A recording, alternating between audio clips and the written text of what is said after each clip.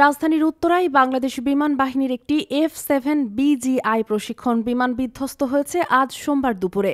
বিমানটি উড্ডয়ন করে বেলা 1:06 এবং কিছুক্ষণের মধ্যে এটি মাইলস্টোন কলেজের ক্যান্টিনের ছাদে আছড়ে পড়ে।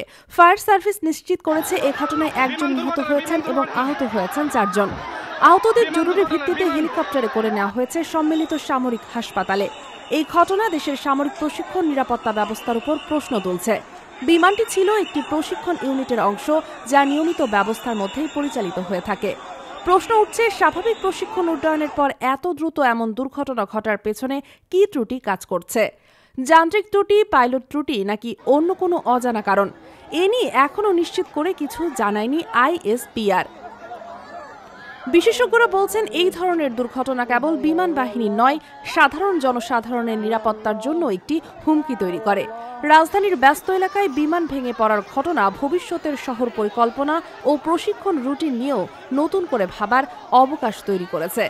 ঘটনাস্থলে কাজ করছে ফায়ার সার্ভিসের 3টি ইউনিট এবং উচ্চ পর্যায়ের তদন্তের ঘোষণা আসার অপেক্ষায় রয়েছে দেশবাসী। আপনারা দেখছেন প্রতিদিন সকাল।